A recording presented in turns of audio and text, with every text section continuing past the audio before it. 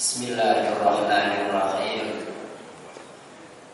Assalamualaikum warahmatullahi wabarakatuh.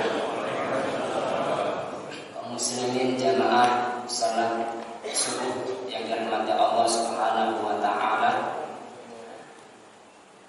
Sebagaimana judul yang disampaikan tadi tentang 365 nasihat spiritual ini adalah kumpulan nasihat-nasihat yang bersumber dari Al-Quran, dari hadis juga, dari para ulama yang saya susun sendiri, yang mudah-mudahan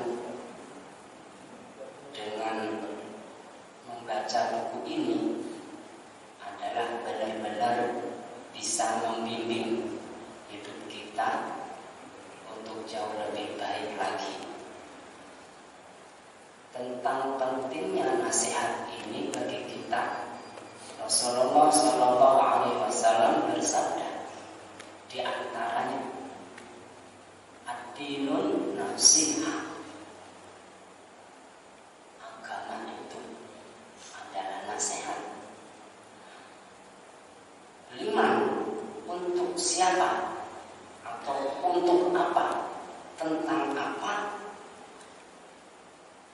Tentang untuk apa? Untuk kitabnya, untuk rasulnya, untuk para pemimpin kaum muslimin dan juga para umatnya. Rasulullah Shallallahu Alaihi Wasallam pun beliau adalah penasihat, wa nasohal ummah, penasihat umat.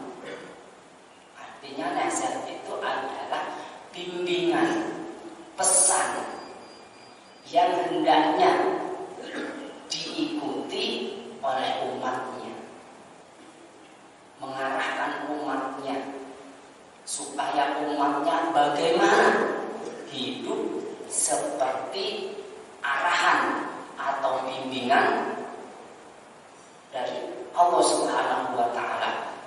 Kenapa? Karena kita tahu bahwa setiap kita akan kembali kepada Allah Subhanahu wa taala. Maka jika kita tidak mengikuti nasihat, bimbingan dari Allah Subhanahu wa taala melalui kitabnya itu, maka kita sangat disayangkan. Jangan sampai kita penuh penyesalan alias kita termasuk menjadi orang yang rugi. Di dalam Al-Quran juga kita mengenal tentang pesan nasihat bagi orang yang rugi jika orangnya itu tidak mau mengikuti pesan, yaitu di dalam surat Al-Asr. Bismillahirrahmanirrahim. Wal asri, demi masa waktu. Innal insana lafi khusrin. Sesungguhnya manusia lafi, sungguh dalam, khusrin, kerugian. Illal ladzina amanu, kecuali orang-orang yang beriman, yakin, beriman, percaya akan perjumpaan kepada Allah, keberadaan sampai perjumpaan kepada Allah. Wa 'amilus sholihati, dan orang yang beramal sholeh. Wa tawassaw bil haqq, dan orang-orang yang bernasihat, berpesan al-haq, kebenaran. Wa tawassaw bis sabr, dan orang yang berpesan tentang kesabaran. Maka dengan surat Al-Asr ini pun menegaskan kepada kita begitu pentingnya kita untuk mengikuti nasihat-nasihat yang ada dalam Al-Quran, supaya kita tidak termasuk dalam kategori lafi khusr,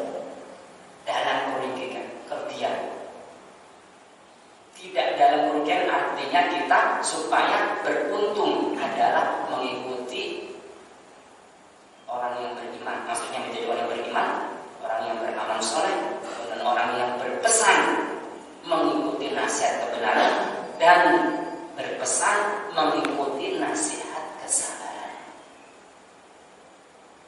Bapak Ibu yang rahmati Allah Subhanahu wa taala, maka mudah-mudahan beberapa nasihat ini bisa menjadi cahaya bagi hati kita untuk menjalani kehidupan ini.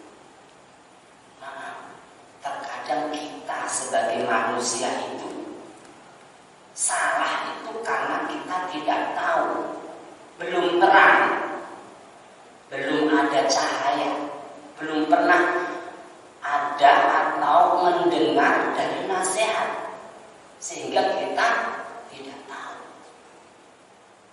Maka dengan adanya nasihat-nasihat, itulah terkadang kita tahu, oh ternyata perilaku yang seperti ini itu tidak etis, tidak boleh, tidak seharusnya dilakukan sebagai seorang muslim. Apalagi seusia saya yang sudah berumur, malu jika perilakunya seperti anak-adik, seperti anak-anak. Malu jika, maaf, sudah punya anak tetapi perilakunya seperti anak-anak. Ini karena terkadang manusia belum mendapatkan penerangan atau cahaya. Maka fungsi diantaranya majelis taklim, pengajian, khotbah Jumat itu adalah intinya pesan-pesan atau nasihat-nasihat kehidupan yang apabila manusia mengikuti pesan atau nasihat itu, supaya bisa hidupnya terbimbing, hidupnya terarah, mendapat petunjuk. Bagi orang yang Allah Subhanahu wa taala, itu tadi beberapa dalil atau pijakan kita untuk bisa mengikuti arahan nasihat yang ada dalam Al-Quran. Nah, nasihat yang saya susun ini adalah berupa potongan-potongan ayat yang dimana potongan itu menjadi nasihat yang mampu kita terima dan kemudian kontekstual itu artinya sesuai dengan kehidupan masa kini, saat ini, yang bisa kita lakukan. Kita mulai dari yang pertama, misalkan ini nasihatnya yang pertama. Jika hatimu merasa kosong, itu bukan karena kurangnya dunia, tetapi karena jauhnya engkau dari Allah. Itu dalam surat Al-Hadid ayat 16 yang berbunyi, A'udzubillahi minasyaitonir rajim. Alam ya'ni lil ladzina amanu an takhsha'a qulubuhum li dzikrillah. Artinya, belumkah datang waktunya bagi orang-orang yang beriman itu untuk tunduk hati mereka untuk mengingat Allah. Artinya ini nasihat bagi orang yang hidupnya selama hidupnya itu mengejar-ngejar, mencari-cari kepuasan dunia. Pikirannya selalu bagaimana mencari uang sebanyak-banyaknya. Duit terus yang dipikir bagaimana supaya rekeningnya penuh. Bagaimana mendapat kekuasaan, bagaimana menjadi menjadi terkenal, populer. Pikirannya diselimuti keinginan-keinginan dunia, lupa terhadap Allah Subhanahu wa Ta'ala yang menciptakan dia, sudah memanggil-manggil setiap hari melalui adzan, tetapi pura-pura tidak dengar alias diabaikan saja. Apakah belum pernah dia mengalami perasaan yang stres berat, pekerjaan bahasanya terpentok? Begitu dia usahanya sudah kerja keras lalu gagal, barulah ingat ternyata apa yang sudah dia cari selama ini, hartanya yang banyak, kekuasaan yang dia dapatkan, nggak ada apa-apanya, nggak mampu untuk memberikan kepuasan batinnya. Ternyata begitu dia sadar bahwa keterbatasan dirinya dalam mengarungi kehidupan ini, ternyata ingat Allah itu jauh lebih mengasyikkan, mengkhusyukkan, mendekatkan diri kepada Allah itu jauh lebih menenangkan dirinya daripada jika di depannya itu emas berlian yang selama ini dia cari, dia kejar-kejar. Tapi kesadaran seperti ini tidak dimiliki alias belum dialami oleh orang-orang yang hidupnya belum pernah gagal. Maka dia ambisinya luar biasa untuk mencari kehidupan ini. Seolah-olah dunia ini sudah bisa dikuasai, seolah-olah dengan adanya harta, kekuasaan, popularitas, ketenaran itu bisa menenangkan hidupnya, padahal tidak akan bisa. Sungguh tidak akan bisa. Apapun, berapapun yang dimiliki oleh manusia itu tidak akan mampu memuaskan hati manusia.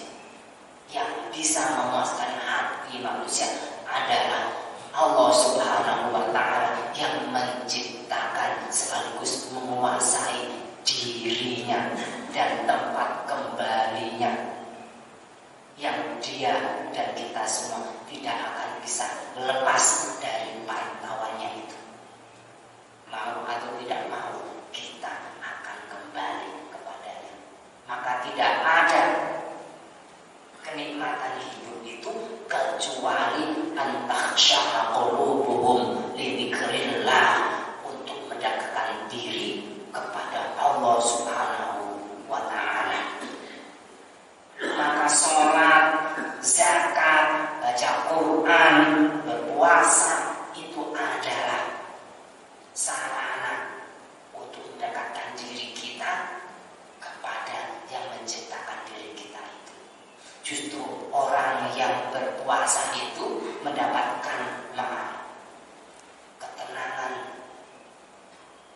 hati, kekhusyukan ketika sholat, bahkan mendapatkan ketenangan ketika mendapat ujian dari Allah Subhanahu wa Ta'ala, tetapi mampu melampaui atau melalui ujian-ujian itu dengan baik, mendapatkan kepuasan dirinya.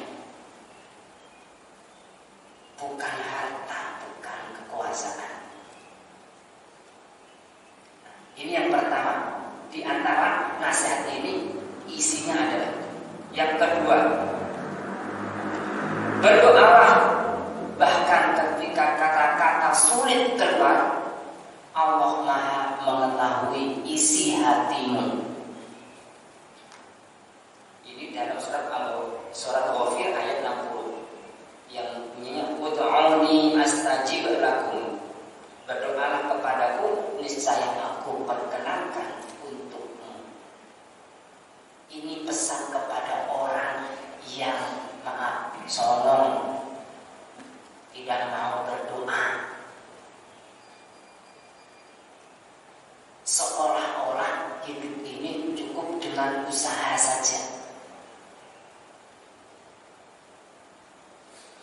Maka di sini Allah Subhanahu wa taala memberi kesempatan. Walaupun doa itu tidak harus mengangkat tangan, tetapi Allah Subhanahu wa taala telah mengetahui hati kita. Kalau sering dan selalu memaukan diri kita, hati kita, permintaan kita kepada Allah Subhanahu wa taala, maka Allah membuka pintu. Maka Allah akan memberikan apa yang dimaui dalam isi hati kita. Walaupun pengkabulannya tidak sesuai dengan saat kemauan kita. Mengapa? Karena doa itu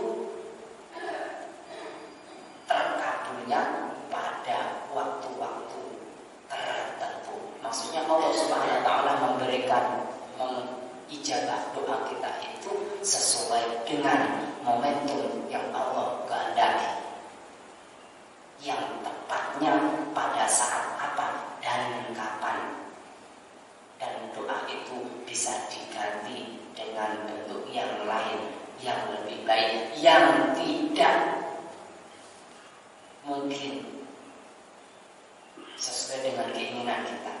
Karena Allah Maha mengetahui apa yang terbaik menurut setiap hambanya, bukan menurut keinginan hambanya, sesuai dengan kebutuhan dan kemampuan hambanya supaya memberikan manfaat apa yang dia minta. Bapak Ibu Allah Subhanahu wa taala, terkadang manusia itu meminta sesuatu, jika dikabulkan itu membawa mudarat. Betul? Ada nggak anak-anak itu meminta HP yang canggih?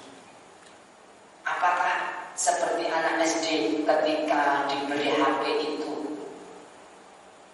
manfaatnya lebih banyak atau mudaratnya? Mudaratnya. Maka dalam hal ini negara seharusnya juga berperan. Kenapa anak-anak mudarat HP?